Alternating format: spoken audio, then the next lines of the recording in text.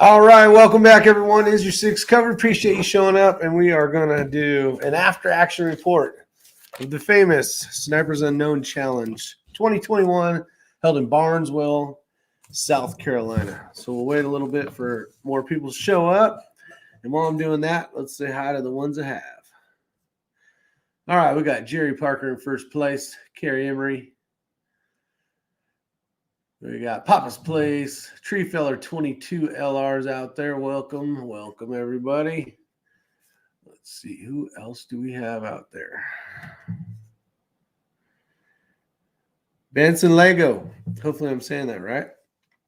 Carrie Emery's out there, and John Rollins. See, Jerry Parker says, let's go, Rick. All right, we're getting started. Brian T. Brody, Hetland's out there. Willard, if you guys don't know, Willard came in 9th place at a 22 LR match that he just got done shooting. So congratulations, Mr. Willard, 9th place. You made top 10.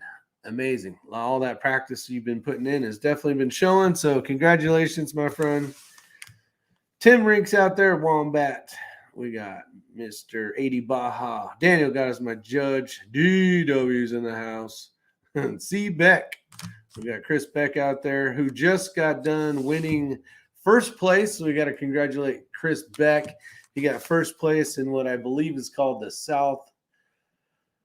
Southeast region for PRS. And amazing. Awesome job. Well done. Bravo. Let's see. We got Josh, Mr. Pursuit of Accuracy is out there. Commando 97. And we got MXJ 23. Andy Nelson. Orion Fixer. Welcome to the show. So today we are going to talk about, I think Ray's on his way over. We're going to talk a little bit about a match that I was able to attend last year. Had an amazing time and a lot of fun. And it was... there was a lot of great things that they had changed this year, and we'll get into some of those.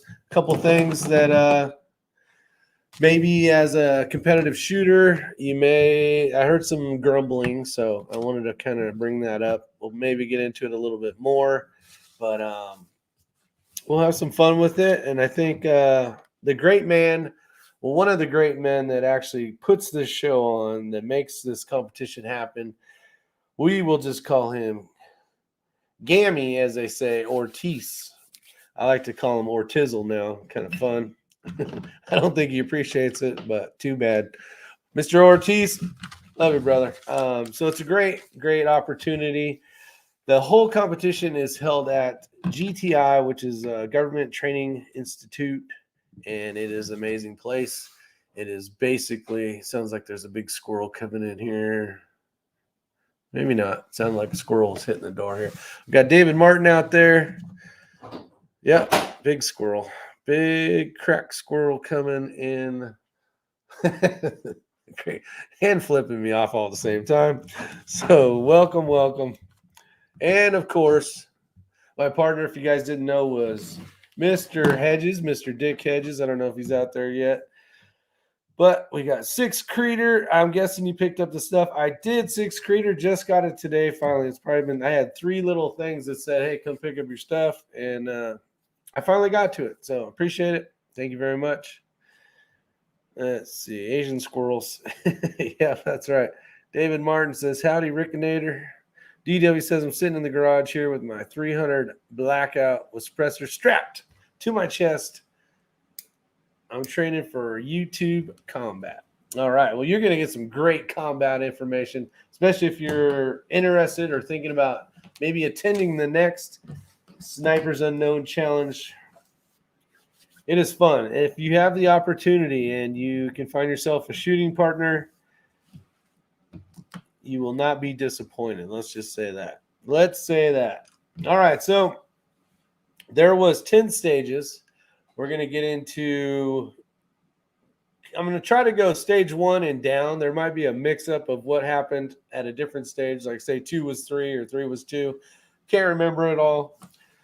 It was a big blur, too much fun, and it was a good time. So basically stage one was,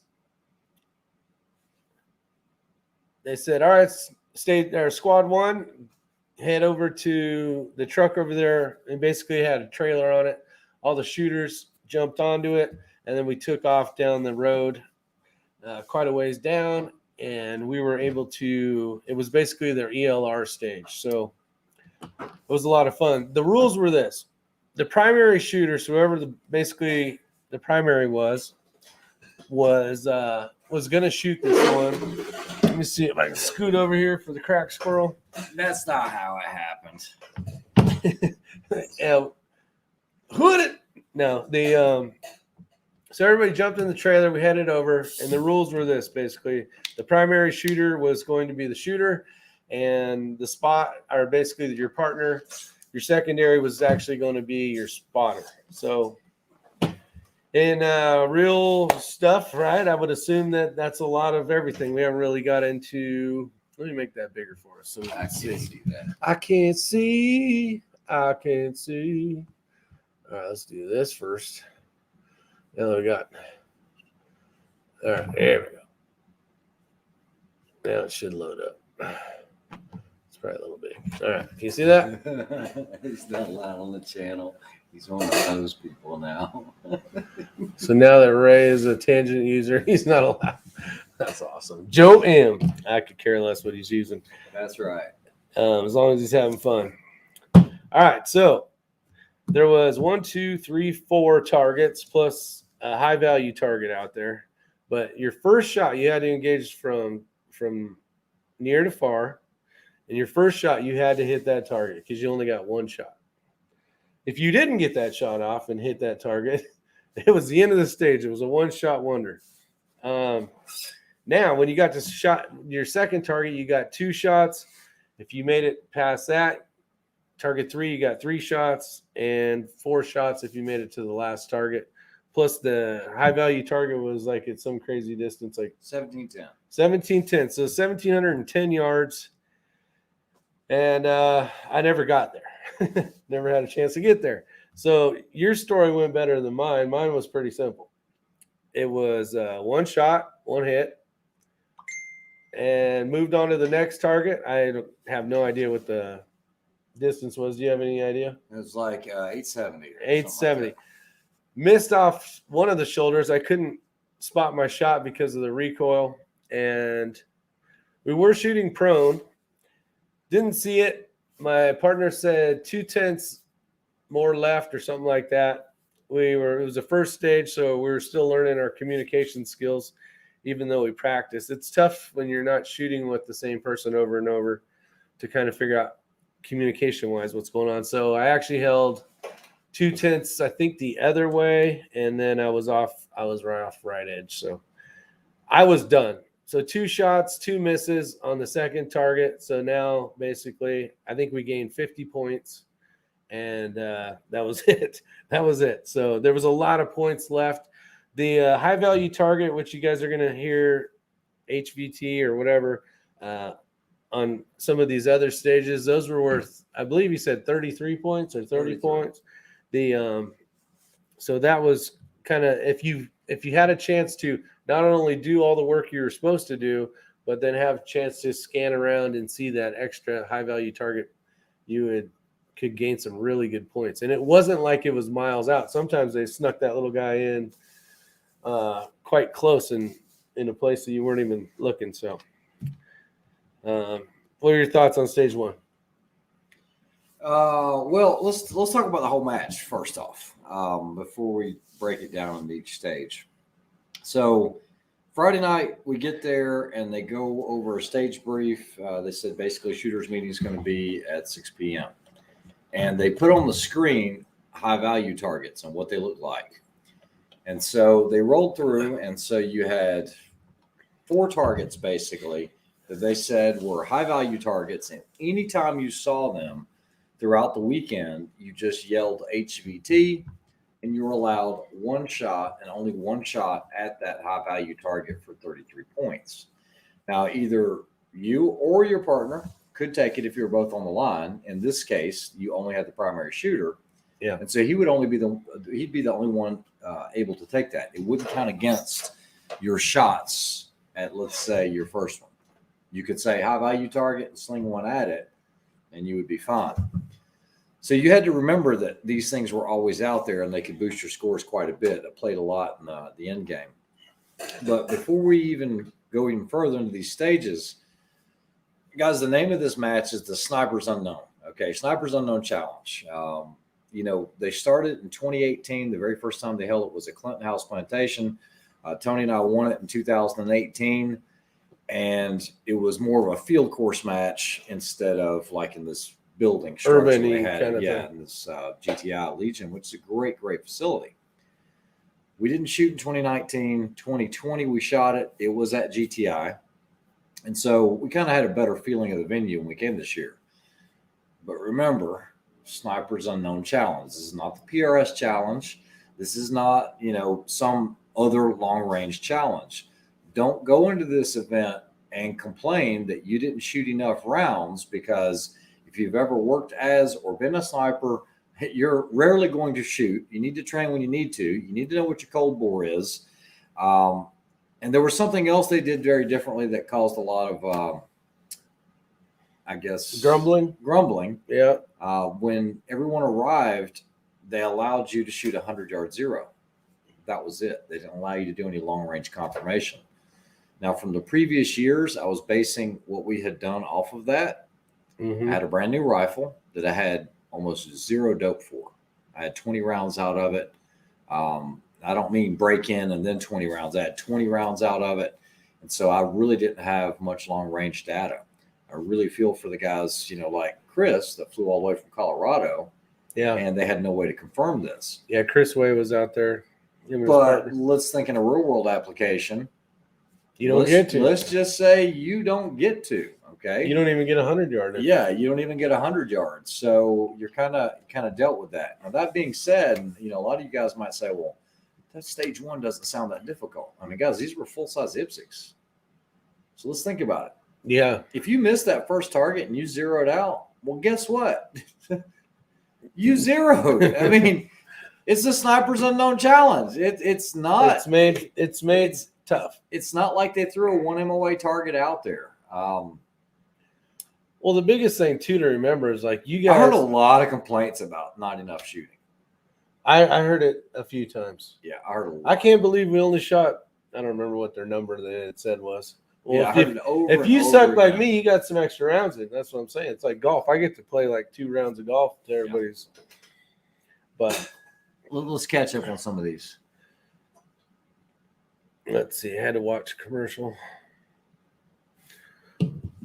Somebody says it's buffering. I'm not on the internet, I don't think. Let me make sure. Yeah, I'm hardwired in, so it should be okay. Good. Wait, am I? Yeah, I'm over there. I think I am. Yeah.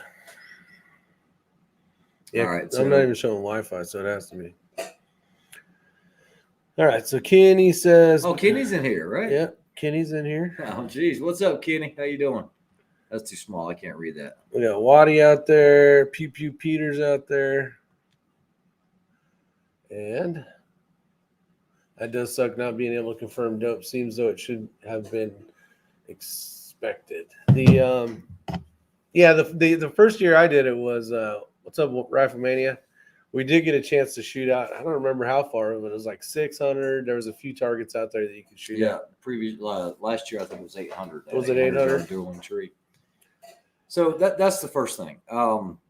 You had a ton of military groups. And when I say a ton, we're talking about at least a third. 7 or 8 teams of USMC scout snipers. I mean, real deal guys. And then you had 6 or 7 Ranger teams. Microtech actually sponsored one of the Ranger teams because there wasn't enough funding to pay for all the teams, for training. And then you also had some third group SF teams out there, quite a few. So, very, very, very large skill set, very accomplished shooters. And the Snipers Unknown has always brought those guys to it because it's supposed to be more of a sniper oriented type match that's open to the public. And that facility is only open to the public for certain things, because isn't it all law enforcement and military training? No, because the Guardian match, that's coming up in 2 or 3 weeks. No, and, but besides a few there. of them matches. Yeah, it's not a place you're just going to shoot a normal match, but I think maybe they're trying to broaden that because they've been holding tactical games there and whatnot. So, okay. You can be only exclusive for so long. Yeah, true. It is a very cool facility, and definitely glad I had a chance to shoot there a couple times. So. DW, a lot of the military guys that were there were using a combination of both, either their equipment or issued equipment. There was a lot of stuff that we couldn't show. There was some prototype stuff that was being T&E'd there was no video allowed to be taken of it. And they wouldn't even, tell you the name of it or anything else. A lot of these were things for range estimation, whatnot, things like that. So you have a lot of guys out there with some cool. Yeah, this is where high-speed gear. Yeah, it gets tested. Basically. Yeah, this is where the Wilcox Raptor came from. We kept going to these matches, and all these guys were using these Raptors. And if you're going against military teams that, let's say, you get zero information, all they have to do is just throw that rifle up and them at 2.5 mils, and they hold 2.5, and they send it. That's a huge advantage, or it can be. But you guys are a good example of being able to do it without having it. Correct. I have been able to kind of talk Tony and even myself into not using that. I'm not going to consider it a crutch, but in a way I look at it as it's something that's really not necessary, and in some cases could slow you down. Yeah, well, I know the speeds on that high-tech one that you can't talk about is faster, but like some of the Raptor, when you go to get a distance, it might take a little while. Yeah. So these are really, really fast par times. I think we ended up getting a 50 on that, and as well, because I hit the 600, hit the 800, and then I slung 300 or 3 rounds at the 1170. We couldn't spot our misses, couldn't see any trace or anything else. And I was okay with that because it was the first stage, and I had no dope beyond 1,000 yards. I just didn't have any. And the Kester only knew so much, and apparently it was low. There was a lot of people, I don't know what they were using, but they were having issues using their rangefinders to get those targets. Yeah. I don't know if it was the time of day, or what. Yeah, but the big thing about it was they put us all on a trailer and carted us out there rather than having us hump all the way out there. That was huge.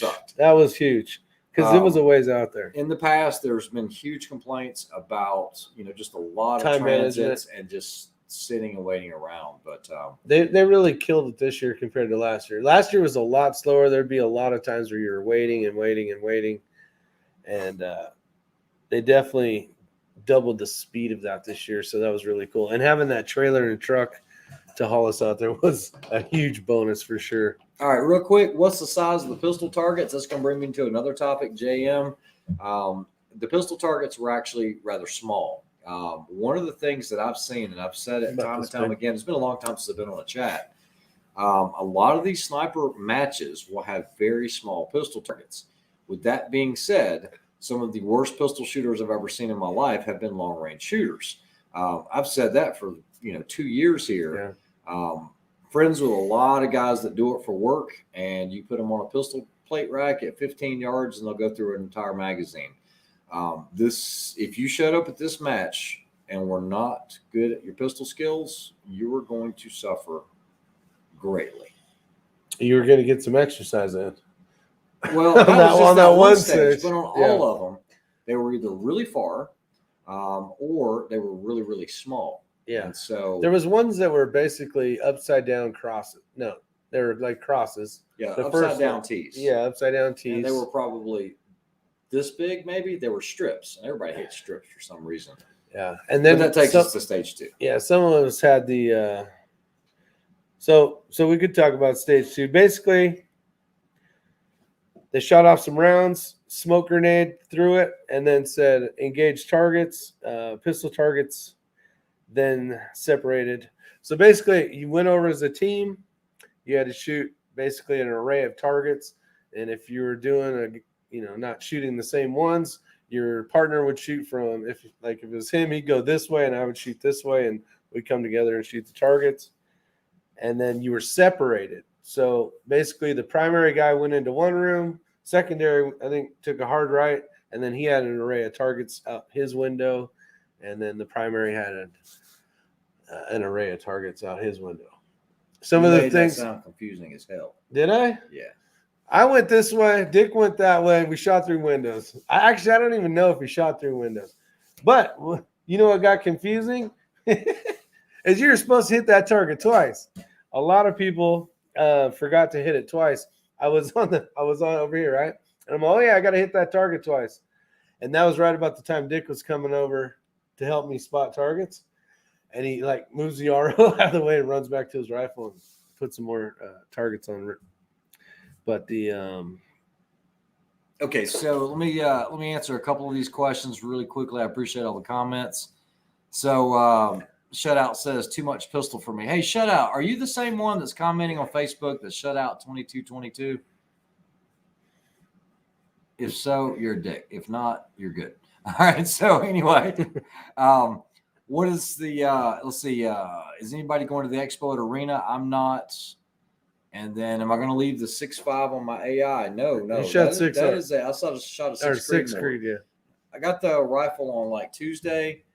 I already had a barrel from proof waiting, and as soon as it came, I just spun on the carbon fiber 6 Creed and called it yeah. And then what was the average size of the rifle targets? They're pretty. It depended on the stages, Yeah. but because it's, think about it. If they're trying to make a sniper match and you're engaging stuff, they're not going to be little tiny 1 MOA targets. Many of them were full size IPSCs or half body or shoulder IPSCs. So they were like real size targets so far. Okay. Stage 2 that Rick was talking about, there was nothing crazy about it. It was 10 pistol targets. You engaged them as a team, ran into another building. Your primary went one way, secondary went the other way. We were both primary shooters for our teams, for our respective teams. So secondaries went into one room and they had a little small square they had to stay in, and all gear must stay in that square. Couldn't deploy a tripod because the legs would be wider than the square, because a lot of guys tried to do that. Yeah, I didn't even walk over there. All of your backpack and everything else had to be in that square, and they had to engage the targets. What primary guys had were a slew of pipes outside of the window, and you were looking for little loops to basically shoot out of. Between I-beams and pipes and all sorts of fun. This is where I had a lot of questions right off the bat, because I spotted targets immediately, okay? But the problem was the targets that I saw appeared to be gray. Gray targets usually mean they're good to go. White targets mean no shoot, at least on this stage. And then they had these shoulder black targets that were out in the background, which, according to the stage description from the shooter's briefing, should have been designated as high value targets because it was the identical target. So here I am yelling HVT. I'm taking my rounds. I'm cracking it off because remember, you get one round at it and that's it. That's exactly what I did. And then I was like, okay, there's got to be more targets. I did not engage the gray targets. What appeared to be gray. Thought they were white. Yeah. Now, I just didn't take any shots. I wasn't sure.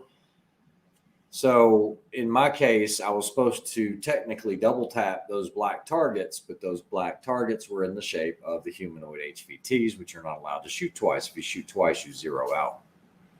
So that started me off on the wrong foot, because now I'm ticked off because there was less verification. It kind of contradicted what they said in the shooter's brief. That was my biggest hang up with stage 2. Yeah. Yeah, it was tough for me to spot targets in between all the stuff. I did find some. I engaged them, shot them, but the one guy's like, "Are you going to thread the needle?" Because where my rifle was, I was aiming at that one target, and it was basically between like an I-beam and some other thing. DW, this is a great question. Does the military scope equipment put everyone else in an unfair disadvantage? Do the military guys win more? No, they do not win more. First, second, and third, there was one team that. One team actually broke into second place. That was a SF team, I believe. How many teams total? I believe there were 50 teams, 52-man teams. 40. Let's see. I got 37th. It was 48 teams. 48 teams. Yeah. Yeah, 48 total teams. What pistols were you guys using?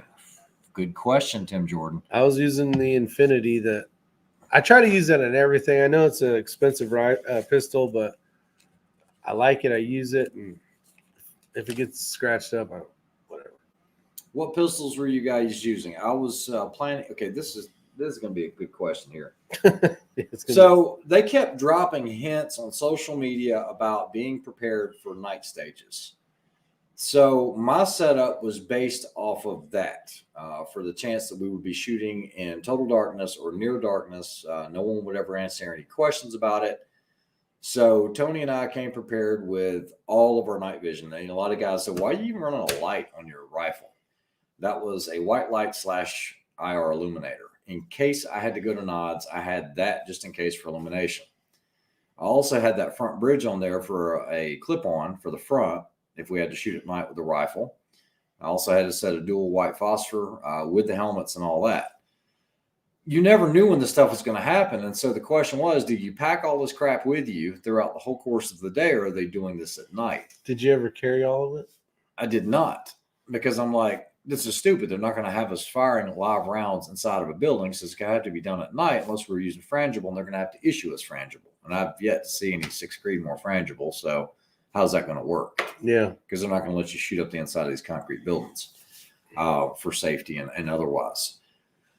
So anyway, because of that, I had a Glock 34 that I've got a dot on. I've got an IR illuminator, but I don't have a basically a hooded holster. And I was really concerned about losing a firearm in that one. So what I did was we had brought a spare VP9 long slide. This is the only holster. The G codes, I'm never going to lose my pistol. I don't have to worry about it. I didn't have one for the light combo that I had for the Glock. These are amazing, by the way. I ran one of those with the VP9 long slide SRO. That's what I used in 9mm. Welcome, Six Runners.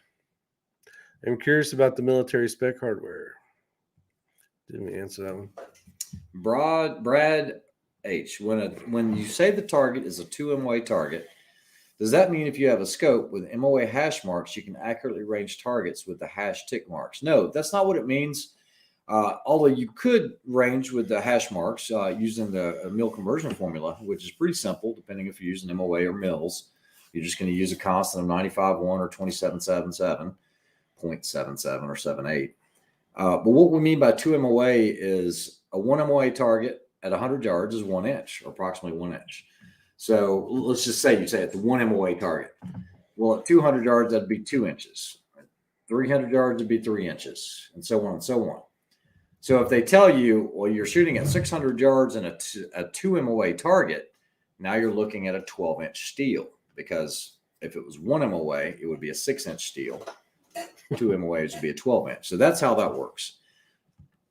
In PRS competition, there are some places like Cowtown that will run MOA targets. So at 1,000 yards, you can expect a 10-inch circle. Now, this is from what Kenny was telling me. I have yet to see a long-range match out here where they stick to 1 MOA targets. That's a pretty tough thing to do positionally. Yeah. So 1.5 to 2 MOAs is about a standard. We're now talking about a full-size IPSC, which is huge. It is a big target, but people are missing, and I was missing. Yeah, a lot of guys zeroed out on that. You got to have your crap together. You got to know where your zero is, and you got to have a dope card. You got to have good dope, and you got to make sure that the range was right. Yeah. So stage 2, I kind of got over that because I didn't engage them twice because I had a lot of questions about the HVTs, and I wasn't the only one. We got back to the hotel that night. I was talking to some scout sniper guys, and they said the exact same thing. They said those targets were gray. They weren't white. Left a lot in question because it was easy to just kind of do a sling rounds at those and get the points, or are those going to be no shoots? Yeah. I was on the same sheet of music as them. Am I going to zero out on the stage? Stage 3 whooped a lot of people's asses. Okay. Plain and simple. That was the bank stage. Yeah. So there was 3 banks. Now this depended on what caliber you guys were shooting. So there was 3 colors: blue, red, and green. And if you were shooting a 308 5.56, you were assigned a color. If you were shooting 6mm stuff, you were assigned a different color, and 6.5 was basically another color in itself. And it basically was by ballistics of wind If you shot a wind cheater cartridge, you got a smaller target to shoot at. Yeah, if you went 6 that blazes through the wind, you got a very small target. Yes. The first targets, and a huge shout out to Jose and his wife for ROing that stage. Great people, by the way. But they at each bank, there was 3 banks. You had those 3 different colors. So on basically at the start of the thing, did you need to range those ones? No, they gave you the distance. They gave you the distance beforehand in meters. Whether you work in meters or yards, it doesn't matter. You can simply convert it. Yeah. We all just converted it to yards. And the way that it went was you had an X amount of rounds total. I think it was 21 rounds and per rifleman, wasn't it? Yeah, it was 21 rounds per rifleman. Yeah, it was like 7. Yeah, 7 per times 3. You and your partner got up there. Primary, I went first. I don't know if that was part of it or who went first, but I think primary went first. First round impact was worth 10 points. Second round impact was worth like 9 points. It kept going down. Yeah, no, if you 2 perfect hits were 19. So it was 10, 9. Okay. Now let's say you shot at the first target and you missed. You could shoot at it again up to a total of 7 times, but every time you shot, your point value went down. It went like 5, 3, 1. Correct. But you had to hit it twice to advance. So some guys got their butts handed to them on bank 1, which was not that far, was us. But they were very small. They were tiny. They were little strips of metal about this big. And the problem is even though they pointed out where those banks were at before you started, they didn't show you. It's just they were like, there's bank 1. Do you see it? There's bank 2. Yep, there's bank 3. You couldn't see the targets with your naked eye because they were so small. And you weren't allowed on glass at the time. Correct. Just to kind of give you a general direction. We did well on that. I think I went 1 and 2 first round hits, and Tony went 1, missed the second, and then got the third one. So he went first round and then second round hit. So now your point structure is different. And then we went to bank 2. I got first round, was able to give him a good win call. He went first round.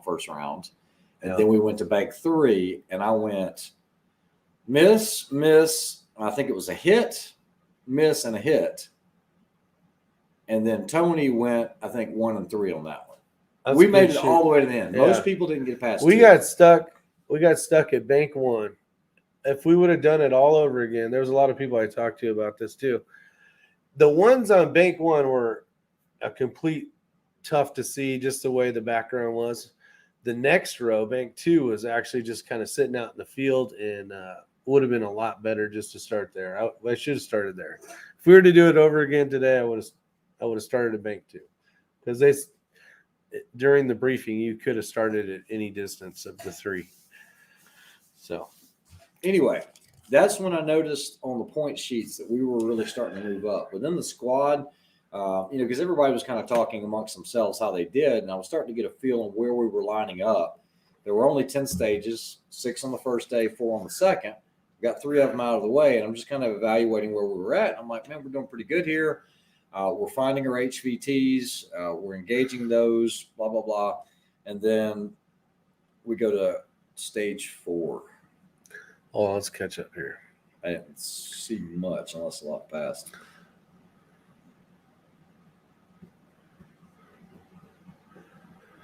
Let's see.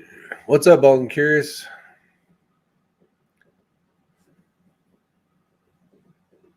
Stage 4, while he's checking, was the bus stage. If you guys watch my video, it was pretty simple. That was an easy peasy gimme point stage. If you're somewhat of a pistol shooter, I will tell you, you had 10 pistol targets total. Almost all teams said, you take 5 on the right, I'll take 5 on the left. You had 10 rounds total each, so 20 rounds. And you, what? Is that where we're at? 4? Bus stage? 4 was the ladder. The ladder. Oh, that's right. 4 was the ladder. Okay, I was jumping ahead. That's all right. Go ahead. You've seen the bus stage. That was the ladder. It was really hard stage, and then all of a sudden they were all easy. They got fun, yeah. It's what it was. I mean, they were fun. The targets were huge. They were close, and it's like everybody in the squad was either getting a full 100-point value or they might have dropped one target at that point. On the bus stage? On the bus stage, yeah. On the bus stage. Because you were talking about the climber, or the ladder climb one. I'm like, no. You skipped the ladder on the tower stage, Mac.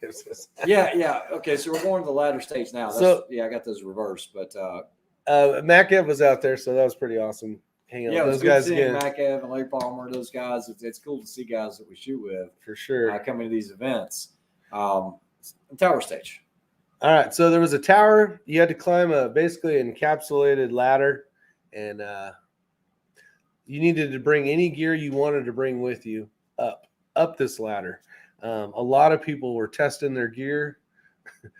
I say that because we saw beautiful rifles and scopes and everything else getting just bashed into the rail sometimes. If you haven't climbed a vertical ladder with a rifle, I'll tell you, just from doing it a lot, you want the rifle on the front. Do not hang it off the back. It doesn't matter, muzzle up, muzzle down. You can argue this all you want. I've done enough times. The easiest thing to do is put it in front of you, okay? Usually on an enclosed ladder, you can usually lean back if you trust the welding and everything else. So having my back free is huge. Putting your rifle on the back, let's say muzzle up, what's going to happen is it's going to get caught in one of the rungs. You're going to have to come back down, get it back close to you, and then go back up again. If you carry it up front low, muzzle down, you can actually go up the ladder like this, one hand at a time, or you can just lean back. You could sit there. You could rest your legs out if you wanted to. No issues. That's the fastest way to do an enclosed ladder with a rifle, a long rifle, in my opinion. And I've played around with this a lot. They started the clock at the bottom. You had, I think, 4 minutes. I believe so, yeah. And you had a total of like 10 targets. And a high-value target that there was up close. There was actually a cone next to it, almost, about 3 feet away. I thought that was pretty cool. The tough part was finding the targets, ranging the targets. And they were fairly easy to find. They weren't, like, hidden as much as some of the other stages. So it made it a little nicer for those of us that have trouble finding targets. And I like that stage. I went up. Tony went up. I said, you just give me the range. I'll do the rest. And so I was primary, and I was looking. A lot of guys were trying to shoot off the top of a rail, unsupported and everything. And you could see this when you were staged, getting ready to go. And so when we were in queue, I looked up there and I'm like, who in the crap would shoot off the top of that thing unsupported when you have a corner sitting area? I literally got up to the top, guys, hung my legs over the side. I put a bag right here, and I just picked them off just like this. Now, a lot of teams made the mistake of primary getting up there and just shooting this close stuff. Don't do that to your secondary. Because some of the I think there was a target 690 or 800. The far right. Yeah, far right where the berm was. Might have been 6 something. If you've got a wind cheater like a 6 Creed, don't leave it to your 5.56 guy to hit it, even though he's going to be able to hit that pretty easily. Yeah. So what I did was we just picked the far targets first, and then I came off the gun, and just the close targets seemed to be about the same distance. I said, dial 2 mils and send it. And he was literally able to go whack, whack, whack, whack, whack, whack, high value, whack. Most teams got 133 points there. There were only a couple teams that dropped points in our squad. Yeah. We didn't get all the targets. We were a little slow. What was the difference? What caused that? Basically, just time? What I ended up doing was the second rung. So I basically went to the drop. That's what I did. Yeah. But I just sat. I didn't have my feet over. Oh, yeah. You sat. Did you ever? I hung my feet over. Yeah. I basically had my pump pillow. Yeah. And I just shot that way. Okay. Did you range your targets quickly? Not quickly. Okay. And you ran. Where I'm slow is finding the targets, figuring out the thing, trying to figure out which one's what, and okay. That's where I need to work on. Who shot first, you or Dick? I don't remember. I think I spotted targets for him, and he went first. I think. Honestly, I don't remember. Yeah. Right, see you later. Take care. Big countries out there. So, guys, our thing going into this, thanks for the answer. I didn't know if you could use your reticle to range them since it's a known size. Brad, you could do that because they It's gave you the so much target time. size, but you're not going to be able to do that in the allocated amount of time that they gave you for these stages. These were very, very tight stages as far as the time. Most events I've been to, they've been 6-minute timeouts or 5-minute timeouts. This match was 4 minutes and 3.5 minutes as an average. They had 1 or 2 5-minute stages, but with 2 guys getting on multiple targets engagements, it's tough, especially if they're unknown locations. So you're not going to have time to do that, not on the fly. So basically, time goes quick, guys. We kept it simple. I said, I'm going to shoot primary, put your data card on your arm, have it broken down. What I do is I'll usually break it down into like every 25 yards. And when I get out to pass, let's say 500 yards, I'll break it down to like 20-yard increments. What is this crap? Forget all the other crap. Forget about your SIG BDXs and your Furies linking up to your Kestrel and all this crap. It's too much time. Okay, you're pushing the button, you're waiting 450 yards. It's 1.2 mils. Now you either got to write it down or you need to take that shot. Now, if you got your spotter behind you and he can do that while you're on it, great. But let's think about it for a second. Rick, you're going to be my spotter, right? Okay. I'm primary on this stage. Gotcha. I'm like, target off to the right, deep up against the berm. 275. 275. What's my dope? About now is 1-3. when he's going to say 1-3. I'm going to hold 1-3 and I'm going to send it. Well, how about this, guys? I got my data card on my arm where I can read it. It's right here on my forearm. I'm here in position. One on the far right. What's the distance? 875. 875. I glance here. 875. 3 mils. Boom. Send it. 3 mils. It's a whole lot quicker. And then I could be on the other target looking for the next one. God, I'm pretty straightforward about this. Me, Tony has been a huge help in when we shoot a team match or anything. We're shooting for Microtech. I mean, somebody made the joke about the tangent. That's like water off a duck's back. I mean, it's good glass. I can try it. But the thing is, we can have whatever equipment we want because it's for the team, right? So I think I went off on a tangent there a little bit where we were buying equipment based on what we see a lot of other guys using. And I think the fundamentals of just having a data card is going to be a whole lot faster. And it's old school, but old school is faster than waiting on a bunch of electronics. Oh, yeah. And it won't die. It won't die. This doesn't die. Yeah. I can usually read it unless it's nighttime. Then I've got some type of illumination to be able to see that data card. Yeah, so much about your light discipline. But then you've got other things you got to worry about too, because you got to be able to see your dials when you're dialing turrets. Shooting at night, long range is a whole different element because those are things you might not have ever done before. You got to be able to see those dials. Or in the one case, Macca was saying, or not Macca, I think Larry, it might have been Macca saying he rigged up a little light so he could actually read his dials. Correct. I remember during the daytime. Yeah. As we get older, it's hard for us to see stuff up close. True. So, very true.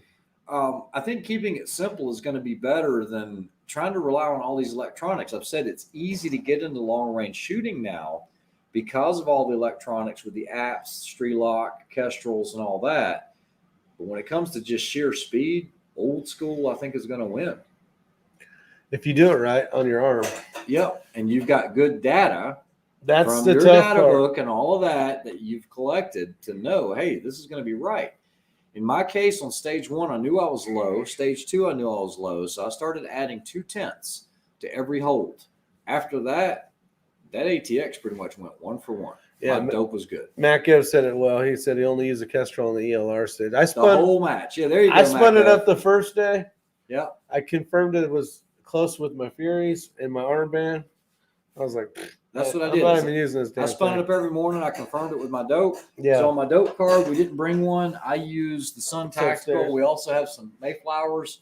If you're going to run a team match, run your dope on the front, run your partner's dope behind it. That way you can see both. No matter what, you've got access to both of your data anytime you need it, because you might be in a position where you can't read it.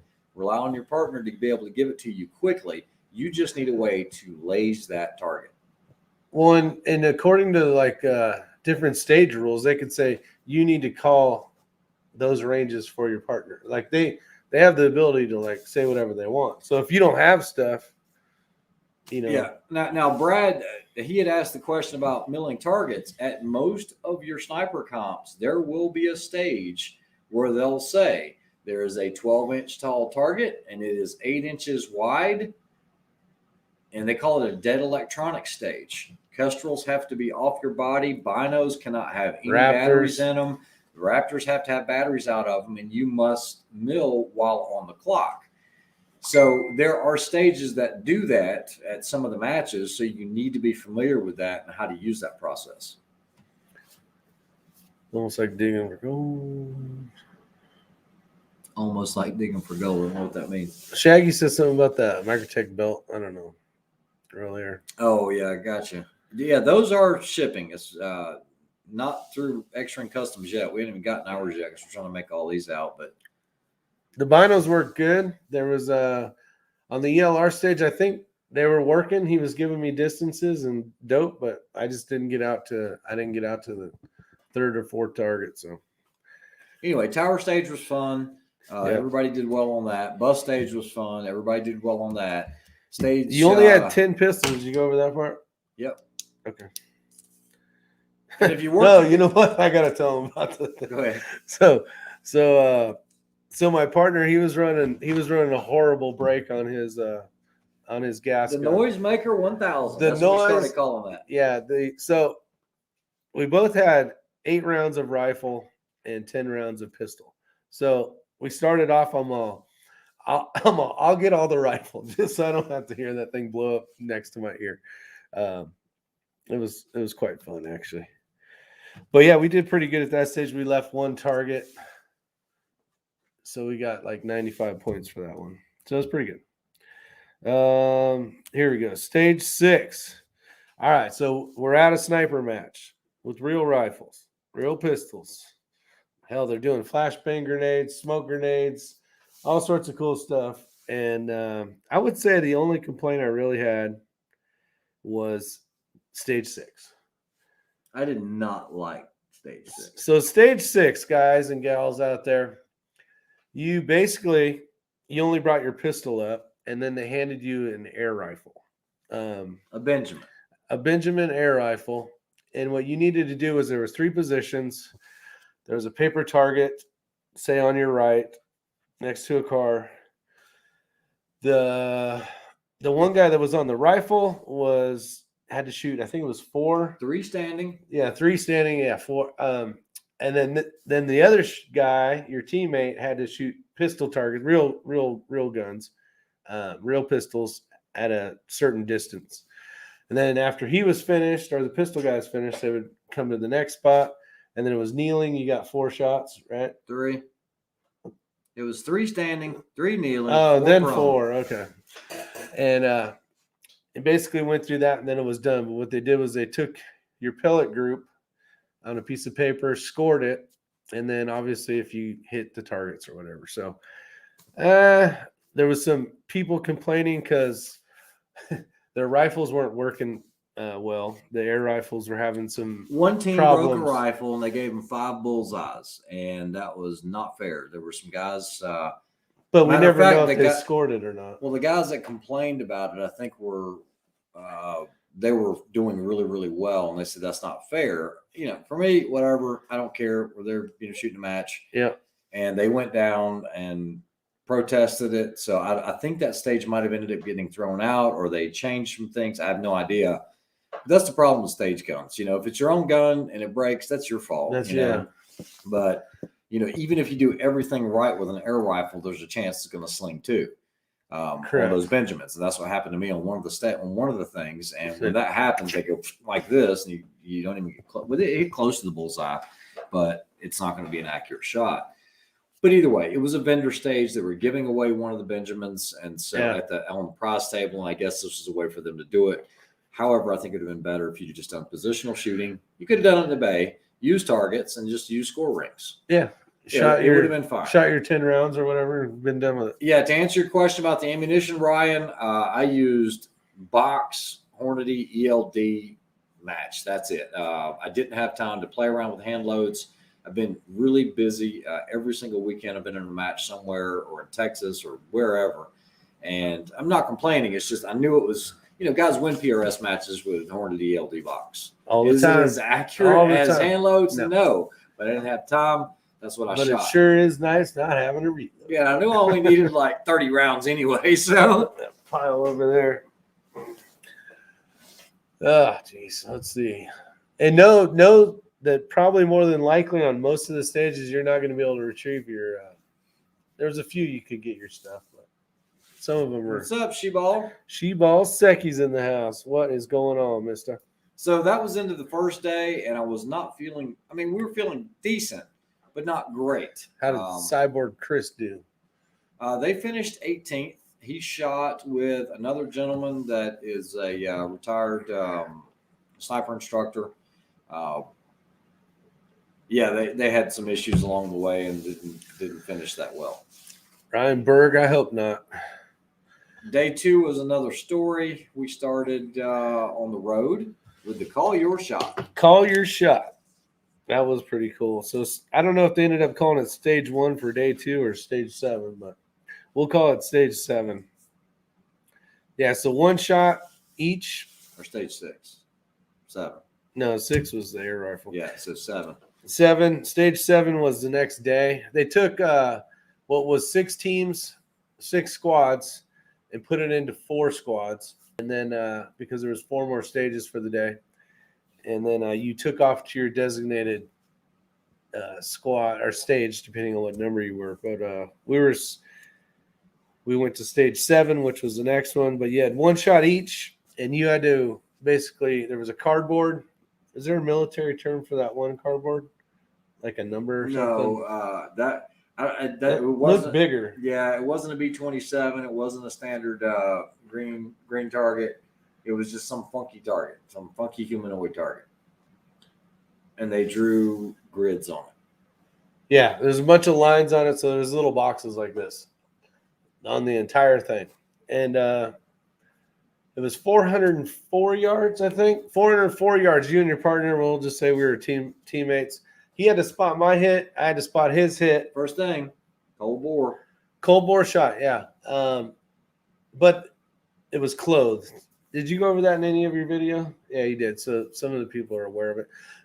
So all you're going to see is, hopefully you see, is the trace going into the target. But now you have to guess. And they have one back where you're at. So after you guys both shoot, I have to guess where yours is. You have to guess where my bullet went. And if you got it right, you got 100%. If both people got it right, I mean. And then if one got it right, so on and so forth. We did 2 here between Dick and I. And we ended up calling these shots. And it was actually in the next spot over. The one bummer part is I don't remember what the number was now, like H1 or 2 or whatever the hell it was. But Dick saw H1. And he's on, no, let's do I1. So they said, nope, too late. You already said a number, which we would have ended up getting one before.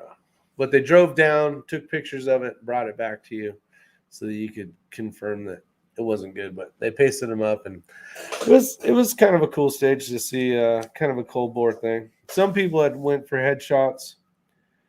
I know you had said you wouldn't have, but I would have went for a headshot. I would not.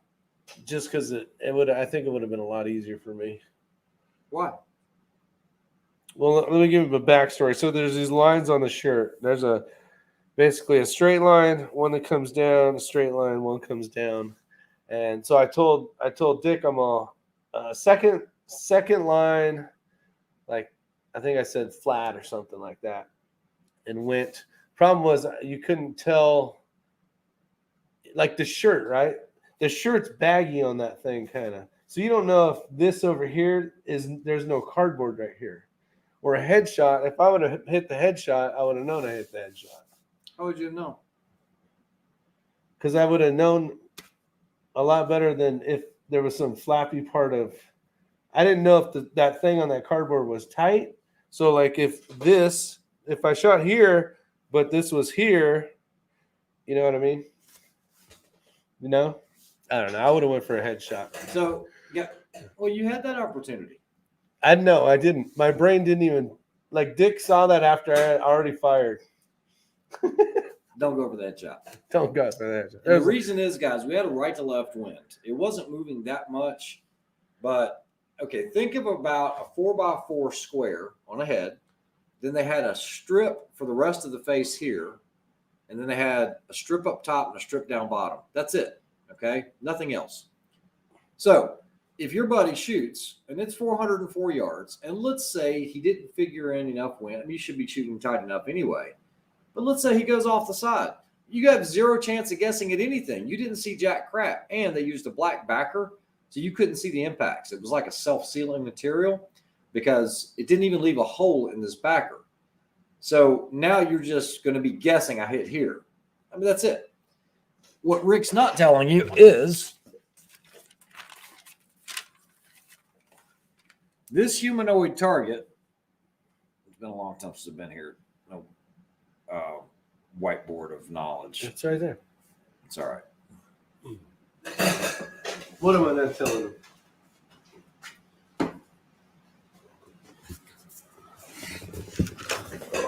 All right, guys. Yeah, there we go. So you see that? And I didn't draw this 100% correctly, but you see this line or this edge right here, right?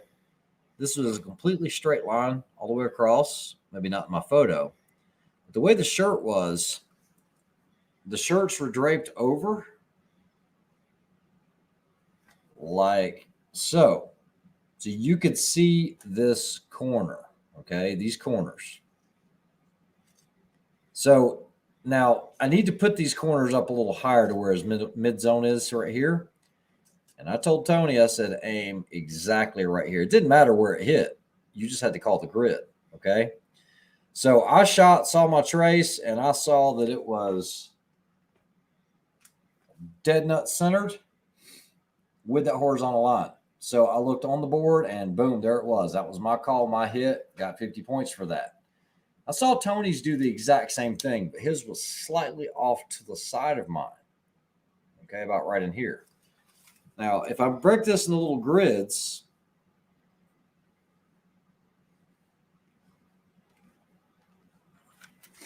like let's say this is what the whole target looked like, was little grids of 4-inch squares like that. Yeah, they're all I assigned did a not number. know if it was in this next quadrant or if it was in this quadrant. Okay, I didn't know. I was like, man, I don't know if it caught a piece of the center or not. And so I was like, man, I think it was just a hair more to the left. And I didn't call it. I called it more centered, and it was a hair to the left. Because you got to remember, all I had to do was just be in that other quadrant. The headshot was just a smaller target. You would have just completely been guessing with the chance of getting 0 points or a zero guess. So that's why I say the headshot was not the way to go. It was this big. I would have took it. I would have took that shot. Will you do it again next time then? It won't be a next time. One of the things, here we go. We got this man right here. The famous. What's up, Gamaliel? We're actually reviewing and talking about the Snipers Unknown Challenge. Gamaliel Ortiz was the match director, pretty much the match director. He was the coordinator. You might have called him the range master. But you guys did an outstanding job this year, much better than last year. Definitely resolved a lot of the issues of the waiting. And then, I don't know how long Gamaliel's on here, but if you go back and review it, one of the things I had heard was a lot of complaints about not shooting enough. And the thing is what I was trying to convey to people. If you've worked in a sniper or been a sniper, you're not going to shoot much, and you're trying to do precision shooting, and you guys achieved just that. I said, if you're looking for a high round count match, this is not it. That's not what snipers do. So I think you guys did a great job with that. Knocked it out. You guys did a great job of designing shirts too.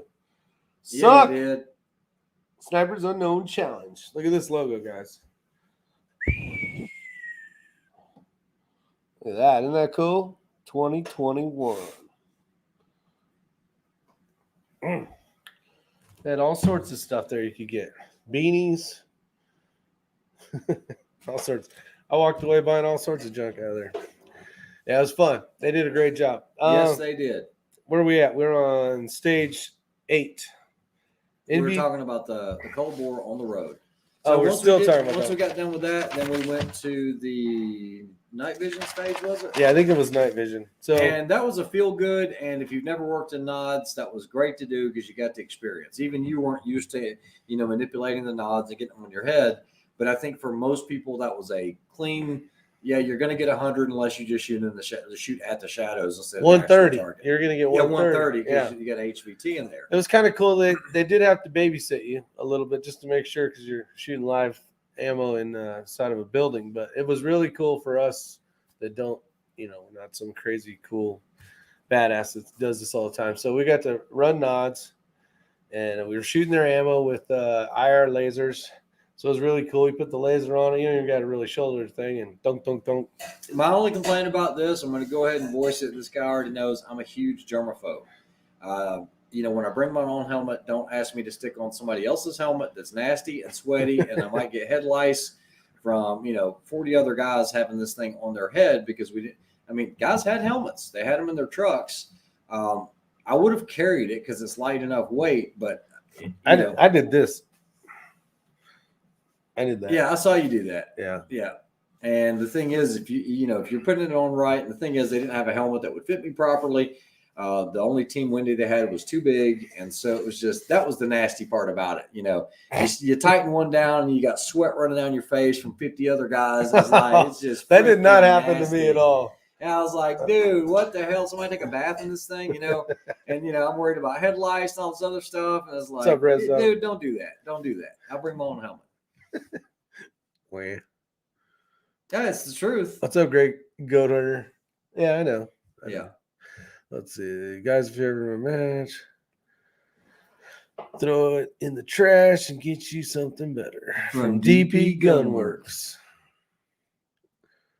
Well said, Shaggy Rifleman. Yeah, Eagle Eye's been slaving away for sure building these rim X's. He has been building knocking them out. That and some 6 arcs. Yeah, but the nod stage was a fun stage. I really wished if they were going to do that would have been done in the evening. My only bummer was we were way behind in points.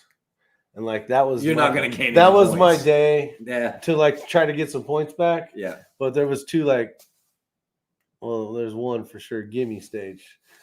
Actually, it was kind of 2, but I was like, oh. So you had the nod stage and then points taken, he said. All right, so basically that was stage 8 or stage 2 of the day. We got another Australian out there. Welcome to the show, Dave. Can I borrow your comb? Yeah. CJ Johnson had a good time shooting in the match. It was good seeing everyone again. Yes, it was, CJ. Awesome. Yeah, we finally got to shoot with CJ. Let's see. Little boasted. Make fun of Marines all you want. You know that we are superior shooters. What's this? I don't know. He said, make fun of the Marines all you want. I don't think we were making fun of them. Where does that say that? Right here. Yeah, I never made fun of the Marines. No, they're probably just. No, they've got something going on. I don't know. Who cares? Let's see. Sure enjoyed your appearance in the guys' channel where you explained the breakdown of all AI rifle you guys shot at the Todd Hodgett class. La Josie Wales. Todd Hodnett's I shot the Barrett MRAD, not the Accuracy International, so that threw me off for just a minute. He tried tricking you on that one. I thought it looked. Yeah, it was a great time. Let's get through these stages real quick. So stage 9 was pistol and rifle run. So you guys might have seen that on X-Ring channel. That was a chance to make some points out. Yeah, we did well. Well, I thought we did well. One of the things that I could have worked on was, so they give you the brief. There was kind of like what you would see like in a pantry, like a short one shelf thing. I'm looking at you like I'm trying to tell you. A commercial kitchen rack. Kitchen racky thing. And basically had to shoot from that. And then you had to, and in order to shoot your rifle, you had to hit the target. So you had to run over there real quick, shoot your pistol, make sure you put it back in the holster before you turn, or you would get DQ'd. There was quite a few teams that a lot of teams got DQ'd. Yeah, they got stage DQ'd, not the whole thing, but match DQ. I love that stage. Absolutely, that was fun. I went 1 for 1 on all the pistol. I missed 1 rifle shot.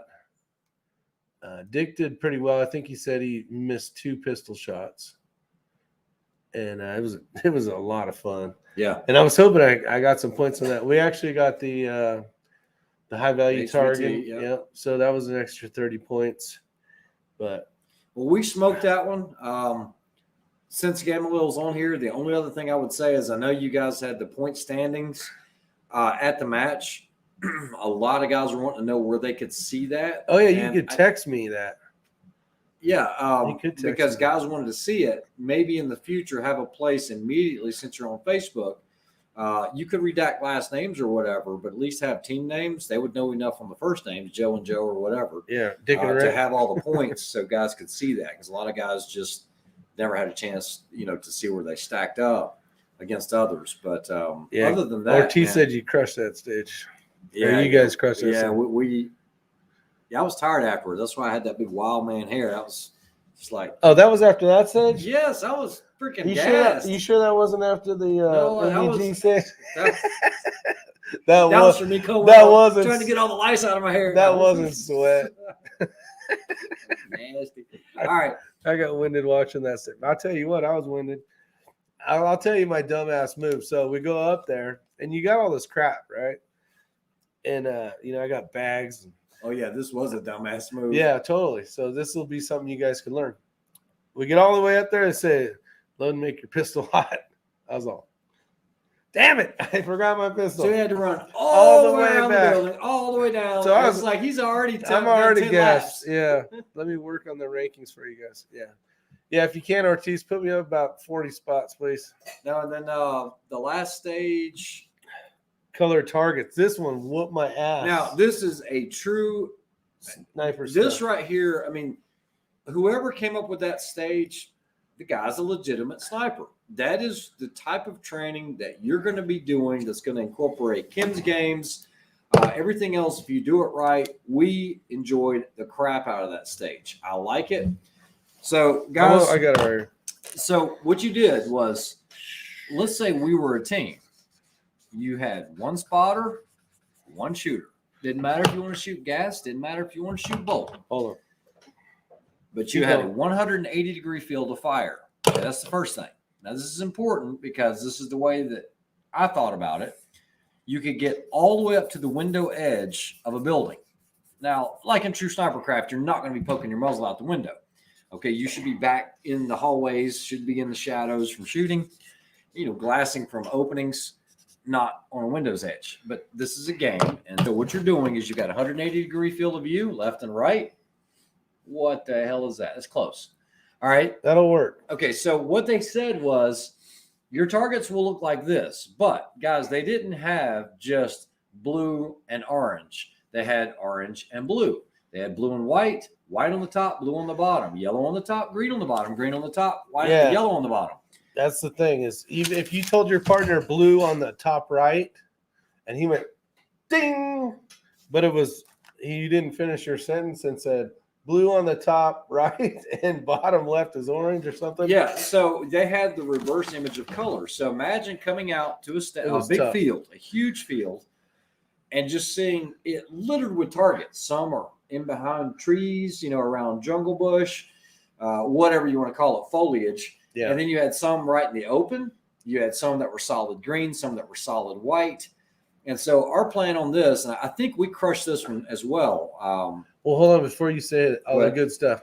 There's 5. I think there was at least 5 different cards that they would give the next team. So, like, if people were hearing them say, "Oh, the target's at 645," or the target, and they're giving data, it's not going to help the next guys up because they're going to give them a different card anyways. Correct. So it's like you got to times that by all those targets out there. So I was finding all sorts of targets, and they give you a sheet. I actually I let Dick shoot all the targets. So I'm like, okay, you need the top left part is blue and orange or whatever, and it's over in so now we're both looking. He's looking through his scope. I'm looking through the binos, and I'm like, damn it, I see like 5 billion targets out there, but I can't find the right one, right? So you were allowed to engage 3 times, so you could actually shoot and move on to the next color. So, like, say you could already found your second one, but you couldn't find your first one. You could just basically throw 3 rounds at a target and then move on to your next target because everything's under the clock. So I think that one was 3.5 minutes. It was 3.5 minutes. There you go. That's a better. So, guys, let's pretend Rick and I were partners. You had to decide who was going to shoot. Yeah. So Dick shot. No. You and I. I'll shoot. I'll shoot. So he's the shooter. I don't want him. I could not stand directly over him. I had to be directly behind him or off to his side. Because remember, if he's shooting out of this edge of this window, I need to be able to spot down the left side of the building and open that field, come around. I'm working my way around Rick, looking at the front, and then I'm looking over here far right. Now, if you have, I'm giving some good information here. Can you hand me that wood gun? I'll get it. I got it. Can you reach it? Hell yeah. So, guys, we've talked about this before if you follow the channel, okay? This is your forend, okay? You've got your bipod mounted here. If I'm swinging 180 degrees, I want you to look at the butt of the rifle, okay? I got to do all this crap, right? I'm trying to swing all the way around. What I did looking at it is I put the bipod all the way up against the handguard off the Arca Swiss because it's just as easy as just sliding it. It comes back to here. So now I've got a full swing with very little movements. Think about leverage, okay? So I could be in this window and my pivot point is here. I can do this just with slight movements. I've got a lot more motion than having it out here, me being in the back of the building and having to creep all the way over here. Yeah. When I'm doing this. That was the first thing that I did. It was tough spotting too. So I said, Tony, I'm going to be the shooter. You be my spotter. Because I haven't seen this yet. This is what they give your secondary, your spotter, when they say go. But they're colored. I don't have colors here to show you that, but remember, it's the same as green, white, white, green, orange, green, red, blue. Yeah. A whole shit ton of different colors. He is not allowed to show you this. So they say go. You had to go in this order. So let's pretend this is white over blue, okay? What I told Tony was I said, as soon as you get that card in your hand, you tell me target 1, white over blue. Now you can make this a little harder, guys. They could say white left. So that'd be a white left because they can reverse mirror image this where you've got white over blue, but then the triangle's the other way. I'm glad they didn't do that. That would have added another element because it's white over blue, top left shoulder white. Okay, I don't know if it's reversed in this, but just imagine that. Yeah. You got 3.5 minutes. What most guys do is they're going to look through their optic and their scope, and they're going to try to glass like this. You got to remember, he doesn't know where that target's at. There's no grid coordinates or anything else. He's just got that. And he's got to find him in this field of targets. So what I did is took my rifle up there. I didn't care about the scope. I took my binos. Tony had his. I said, you start left, I'm going to start right. We started converging. And what I'm doing is taking mental notes in my head. White, blue, white, blue, white, blue. There it is. There's blue, white. There's blue, white. There it is. There's orange, red, orange, red. Got it. There's green, white, green, white. Then he called out the color I was looking for. I saw it over here. Earlier, I don't have to worry about this half of the field because he's looking for it. I was like, got it. Boom, 1. And then he called out the next one. Well, that was his quadrant. He knew he had seen it. So I worked right side. He worked left side. And hopefully we had scanned it. So those are those chem scans where you see something and you got to remember as much detail. And Game a little can tell me this. I don't know if this is for a fact because the team that came in 4th said that there was only 34 points separating 1st and 4th place. We beat 4th place by 3 points. Now, I think I got 6 impacts on that, but I found the HVT at the last minute. I'm looking at it. I call HVT. My spotter says, on it. And I looked, and he had disappeared again. It was a camouflage man, right? Yeah, a half of one. Oh, right here. Deep time. Okay, the difference between 1st place and 3rd place was 31 points. That would have been a 33-point target. That would have put us in 1st. Yeah. So every point matters in this, guys. But that's how we played it. We were surprised that we came in 3rd. We did want to make in the top 10. And so coming in 3rd was just great. I mean, this is a great match. If you're into that kind of stuff, what I would call sniper craft, this is a match for that without all the stalks, which they did before. But you got to remember, most of your civilian guys are not going to want to do stalks. I want to sound like Grand Thumb here. if you've ever laid in a field for 8 hours on an anthill, pissing your pants, go ahead and hit that like button. Hit that like. Because I've done it. I hate it. It's nasty. Okay. It takes you forever to make any ground up. I mean, you're moving just like a little snail. You got spiders that are crawling on you. You're just kind of moving them like this. It's part of it. So if that kind of thing intrigues you, then this is a great match for that. But I think most people would not want to do a stalk or be in a nasty, sweaty ghillie suit. For all day. Yeah, or somebody else's nasty, sweaty ghillie suit. Here, wear this.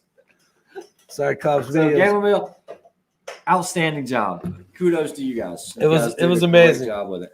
There is a rumor that it might be at Clinton House next year, which is Really? more of a field match. Really? Yes, and that's my Hey, cup of tea. I like real field matches. It's 3 hours closer. It's a lot closer. There are a lot better places to stay as far as hotels and whatnot. Yep. So yeah, if they are able to move venues, that'd be pretty cool. Yeah, maybe we can help assist that.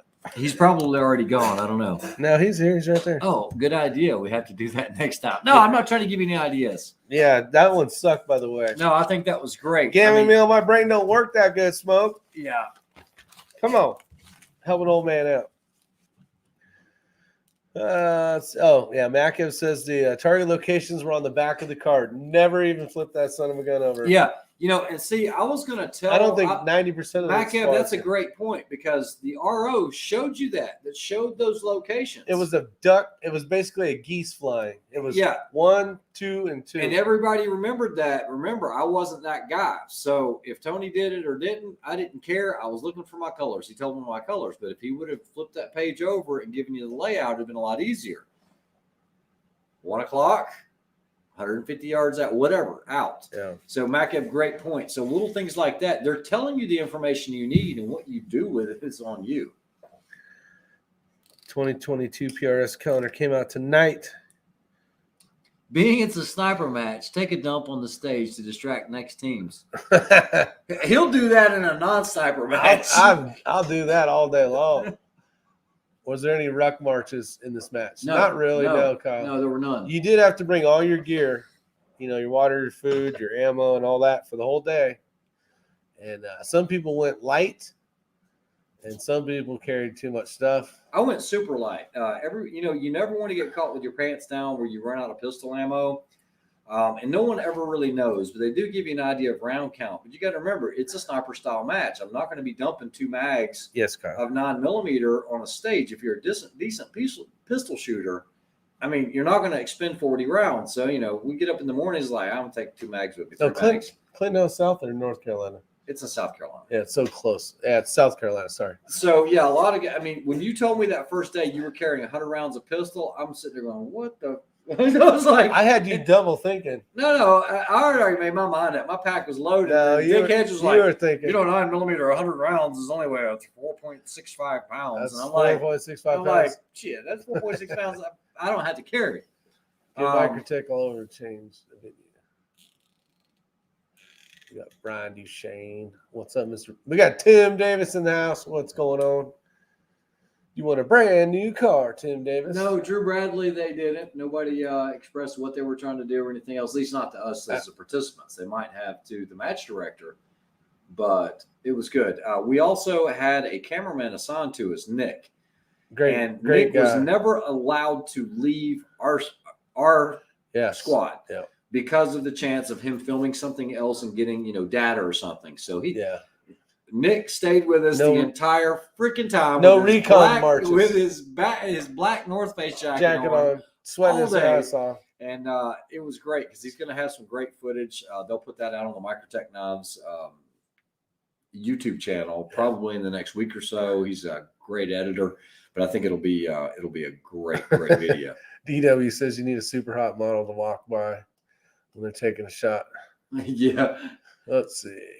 Gray bearded green beret tells you how to make a ghillie suit. Pack light and wear fleece I've seen pants, that right? actually. Okay, so Makiv. Okay, so oh my gosh, I am the proverbial lizard, right? I love the heat. Wait till you see my next video coming out. So anyway, we get up in the morning for whatever reason. On the second day, I could not get warm, so I had big shout out to Cool channel sponsor I wear fleece lined pants this time of year. Right? These are heavy. All summer long. Can they see this? I don't know. I'm sure they can. I hope not. Well, I want them to be able. Yeah, there you go. So you guys see that flannel right there? So these things are super thick. You could probably cut it with a Microtech and it wouldn't touch my skin because it'd be like they're so thick. They're actually really nice, and in the winter. So I wore them on Saturday, and then we had to do that sprint stage. So now you know I had the wild hair because I almost came out of the pants and was going to run around in the panties. I was going to do that. What the hell? Dude, I was so freaking Where hot. have you just taken the show? What are you talking dude, about? I was about to die. I was like, holy crap. Cut. Ball sweat. Oh, no. I was looking at chicken legs. Oh, no. Oh, yeah. Oh, yeah. The good old days of the chats. Question for the group. Would you travel out of the state to attend another suck? We did. We did. DW, my legs do not get the light of day. Let's just say a few more days of shorts would definitely help. Yeah, no. I have white legs. My legs do not see the. Hold on, I got a piece of paper over here. Let's check. Which is actually whiter? You might. All right. Which one's whiter? All right, here we go, guys. Here, you hold this. Oh, damn. All right, here we go. Which one's whiter? Oh, you gotta have them the same level. Get your ass. Look at that. Pretty damn close. What's even worse? No hair. No, not that. He's wearing socks. So that part's even whiter. That's true, because those never see the light of day. Woo. Look at that. You can see the line too. Anyways. I always say, why are you wearing a shirt? Or like, it's basically got socks on, but he don't have socks on. Yeah, Gamma Mill, I guess it depends on who you're talking to. Because we were from North Carolina. Dude, what the powder? They're calling you powder. Powder. Remember that movie? Kenny told me about that. Was that Kenny? Yeah, it was Kenny. Yeah. Stay away from. You gotta watch this movie. Stay away from thunderstorms. That's awesome. That's all right. I can handle heat like nobody's business. No, it'd be like 120 on top of a roof. I'm over there just doing my little lizard push-ups. Ray's legs are Asian white. That's right. What's up? So Southern Florida. The match looked like a blast. Definitely out of my norm. Yeah, you got to try these ones. Jax was there. I don't know if you knew that or not. I guess that's one of your buddies. I know it's one of Dick's buddies. Thought in the Altus matches next year to ease into the style of matches. What's up, Elster? You shave those legs? No. Slick like a fresh paved highway in a rainstorm? No, I'm the hairless wonder. Look at that. Don't bring out the white worm. Wait, are you guys from North Carolina? Yes, yeah, Kyle. Yeah, we're from North Carolina. We're in western North Carolina up in the mountains. Mountains in North Carolina. North Khaki. I enjoy field type stages. Matches. Yeah. I don't like bay stages. I don't like anything bay. Cowpoke is out there. What's up? Sometimes transit times can be a little longer on a field match, but as long as you have transportation or let the guys drive or whatever, you can still put them in a holding area. That's the best part. That's the best way to do it. That way guys have access to their drinks. Yes. I mean, it's like you got to find a happy medium. Do you want a full-on ruck match? No. No. I don't. Can you do it? Yeah, of course. I did one 2 years ago. It was great. We finished third, myself and Bryson. We did 30 miles or so in 3 days. A lot. I don't know what you guys. It's not mammoth, but it's less. But it's still a ruck match. But there's a lot of guys that want to do that. I'm not a spring chicken anymore. But man, to have a nice cold iced tea. Yeah, or have your cooler with you. Yeah. You can still get all that stuff in. You don't need to ruck. You can keep everybody separate as long as those vehicles don't move. That could be a stipulation. Once you get to the site, you cannot leave that stage. You must stay in the holding area. Stay in the box, yeah. Yeah, stay in the box. Yep. That's easy to do. If you got to worry about guys cheating that much, I don't know, man. Even if you need bigger venues, I don't know. You got arena that's huge. Yeah. You got Clinton House with 2,400 acres. It would be awesome if it was there. I mean, and I've held matches there before. You can definitely do it. Yep. And then there's no inconvenience because there are times where you're waiting. We waited an hour and 10 minutes, I think, on one stage for a transit. I think that was the longest one. So that was great because I've waited a lot longer than that. but at other matches before. But it is nice. Just Ortiz says he left your Pelican case with Brad. Was he talking to you? Yeah. Yeah, we left. I'm trying to think where I'd run into Brad again. Is Brad? We actually have some Microtech guys shooting the GTI match, the Guardian match. So I don't know if Brad is somebody that's at GTI or what. I'll text you tomorrow again, Will. Just because, but it was a brand new one, so we would like to get that one back. We just bought that. All right, we got Brad saying, just because you're from the sunny area don't mean you have a tan. My brother lived in Cali for years, and he was white as he could be. Yeah, you got to go outside. This is a good question. I don't know what's going on with Hornady right now, but Tim says, Isyour6covered, got any recommendations for 6.5 Creedmoor rounds now that Hornady is dead to me until they change their policy? So Hornady posted a letter to all their employees that must be vaccinated or something like that. Geez. And so there's a big you know what I'm going to do? I'm going to shoot those bullets away. How about a peek at them nipples? No, sir. I don't know who that was, but that ain't happening. That's awesome. I don't know, not right offhand. I don't. I will tell you guys, I wish I would have took Skittles. I had see, he shoots the Burris and was mad that he took Skittles. Yeah, because I shoots this carry that damn. Wish he would have shoot this. There was a lot of felt recoil on the different ways. There was one stage where we had talked about where there was the 3 berms, and I I had my bipod basically pressured into the side of the building, but the way you were shooting, it was only one leg like into the wall, and the other one was kind of to the left. And every time you'd recoil, the rifle would basically do this. So you had to like get back on target, but trying to spot your hits and your misses, more misses than hits. It made it quite a bit tougher. The extra weight would have definitely helped out with recoil management and spotting your shots better. I mean, obviously carrying the damn thing would have sucked, but at the end of the day, I probably would have wished I had Skittles.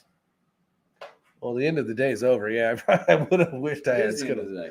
Yeah. One thing I do want to commend Gamaliel on is they had a good mixture of very humbling stages mixed in with gimme stages, which I think they did that purposefully, just like with the night vision stages and the bus stage, where it was still challenging enough. I'm not going to say that the bus stage was a gimme, because I know there was a lot of guys that probably didn't clean it because those were longer pistol shots.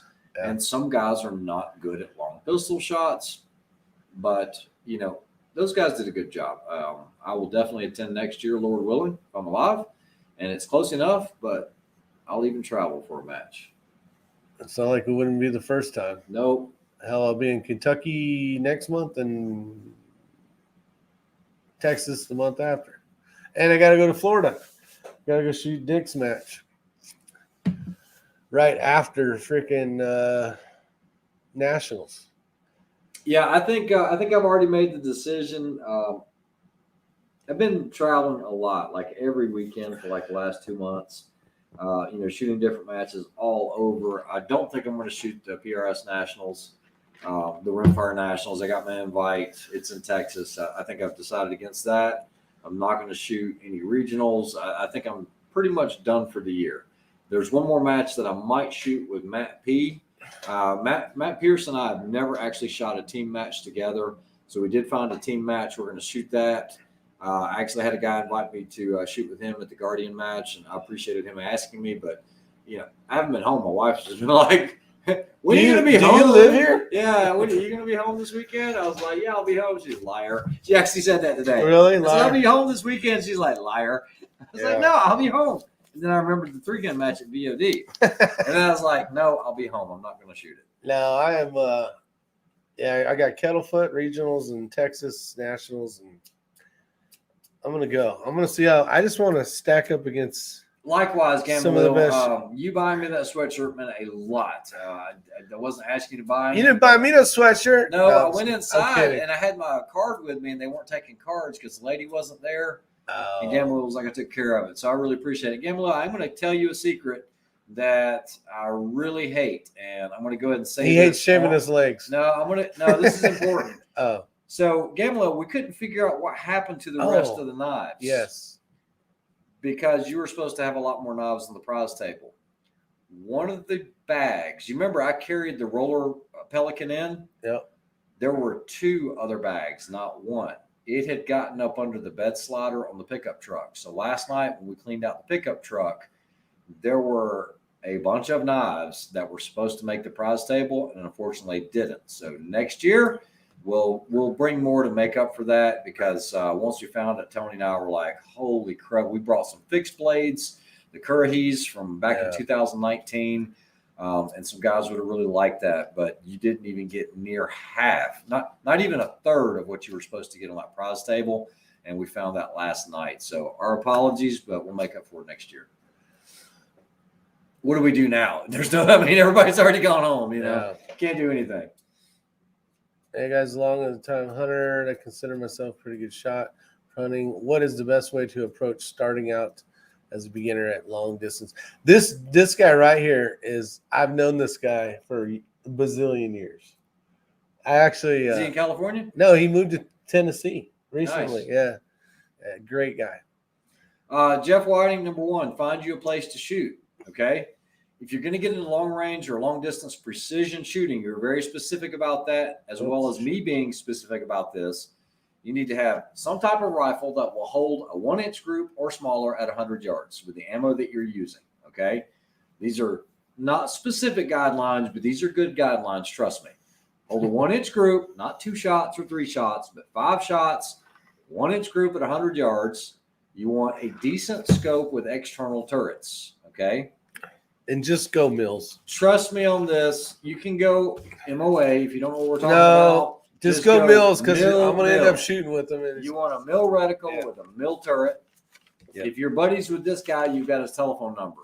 Yeah. If you're going to get started off, just go with something easy like a 6.5 Creedmoor. Even a 308 will be fine. Other than that, find a place to shoot, and then we'll give you the rest of the information. Either call him or go online and check us out. After Hornady, who's next? Oh, yeah. They're still talking about the thing. Yeah. Let's see. Mama didn't raise no quitters, Tree Feller says. Yeah, it's not a quitter. It's just, holy crap, I've been it's been matched. There's been so many matches. I stopped doing this. Ain't nobody got time for that. Guys, I literally have not been home for the weekend. And a lot of these that were flying out, I wasn't getting back home until Monday or Tuesday. And they're flying out on like Thursday. And that's been for 2 months. Florida. You can ask this guy here. I've been gone. Yeah, I had 1 weekend off. It was actually kind of nice. Southern Florida says Florida match is going to be great. Yeah, I'm looking forward to that. We were happy with everything that we got, Gamma Meal says. 1-inch group at 100 yards is easy with my voodoo. Yeah, he was saying, that's good. Yeah, that's good. That's actually really Tyler good Payne, with the 22. No problem. I mean, that's great. But I think he was talking about center fire. Yeah. Yeah, he likes hunting. What's up, Mr. Payne? Pontius Pilate. No, she's actually been really good about it. She hasn't complained at all. But, I mean, we've been together. We've been actually married for 27 years, 28 years. She already knows how I am. But Dick. But it's just, it's not the right thing to do. I still have a 15-year-old daughter. I want to make sure that she's good. Hey, Vanessa. All right, how long have we been yapping for? Oh, it's time's up. Well, I was glad to see Ortiz jumped in here, so you can kind of see. Yeah. If you get a chance, Ortiz, go back from whenever you had started.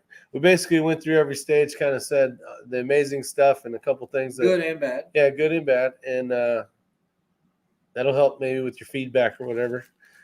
And until then, until we meet again. It's been a while since I've been on one of the chats. I know. It's because you don't. I've been trying to stay home and spend time with my family instead of being over here till 11 o'clock at night. You lazy bones. All right. Well, I hope you guys enjoyed that. I had a good time. Thanks again for Ortiz and all that helped put that match on. I know it's a ton of work. You guys basically use your vacation time to come down all the way down to South Carolina and make this happen for us. So thank you again. Everybody out there in the comments section, you guys are great. Wonderful. Oh, real quick, before you close it off. So Pontius, I never got to completely answer that because it was going to be too long-winded. Pontius was wanting to know about the Daniel Defense, the DD5 Pro. I did have a chance to shoot that pretty much a full day, okay? There were 2 Daniel Defense guys on our team that actually had those rifles, and they are great rifles. The reason I didn't get to expand on that, remember, I own the Barrett MRAD, and plus I just got done doing the 2 days with the Mark 22. The reason I said you can't compare them is because that Mark 22 is really kind of in a class of its own. You're talking about something that can go 300, 338 normal mag, 300 normal mag, down to a little 308. And so comparing something that's that modular to a Daniel Defense, the DD5 is not really a great comparison. I think it's more along the lines of something like, well, maybe you might want to say, hey, compare it to an accuracy. Well, does it have the quick change barrel? Does it have this? Does it have that? That Daniel Defense is a great rifle, no doubt about it. They're making all the barrels in-house. They're doing all their chassis in-house. Spent a long time talking to the Daniel Defense guys about that rifle and the Gen 2. At one point, I was actually going to purchase one of those. You're not going to be disappointed in buying one of those. Those are cold hammer forged barrels. They do them right for sure. Depending on what barrel you go with and everything else, it's entirely up to you. Look like a nice setup. It is a nice setup. It really is. So I think you'll be good on that, depending on the amount you're wanting to spend. MPA also makes a great rifle. It depends on your application. Yeah, guys, what you got to understand is I saw more PRS rifles. There was a ton of rifles I've ever seen in my life at a sniper event. Yes. And you're seeing a lot more and more of that. They're taking their PRS guns with these long 28 and 30-inch barrels and saying, hey, it's good enough for PRS. It'll work for this. Because we're not humping them. There's no reason to. You don't have to pack for 10 miles. And like I said, I would have hiked that rifle. Yeah, carry the extra weight and call it good. Yeah. Just and Ortiz, if you got a Tactical Jesus with you, tell him I said hi. He recognized me from last year. I called him, I'm all, Baby Jesus, is that your name? I was so close. I was actually, for my brain, I was actually impressed. I remembered half of it. So let me zoom in here. Let's see. PRS Atlantic Coast doesn't look like they updated the thing. They might be running behind. Let's go, Brandon. Jason Hunt, share and get Rick to 10,000. Yeah, Jason Hunt, great. Well said. If you're new to the channel, definitely subscribe if you get a chance. And one last thing, there is a sniper match coming up at Coleman's Creek in North Carolina at the Coleman's Creek facility. It will have a lot of military snipers there and a lot of high-speed guys. Coleman's Creek is just kind of known for that. It's a great venue. That's coming up December, I think, 11th and 12th maybe. I will be at that match with Matt Pierce. We've never shot together in a team match. So that'll be a lot of fun. If you can get on that match, if it's not completely sold out, that would be a good one. That would no rucking or anything. They will take your vehicle, and then they're gonna cart you out. You'll shoot your 6 stages, then you'll come back that afternoon, and then the next day is the same thing. Nice. Yeah. Can you paint Skittles first before you give it away? Are you giving it away? No. What did Gamaliel say? He's at the bottom. He's at the bottom. He's next to me laughing his ass off. Yeah. I was like, there's Baby Jesus. And then I'm like, no, wait, Tactical Jesus. Yeah. And well, see, he went from big old beard, long freaking hair to all shaved up and short hair. I was like, what the hell? Let's see.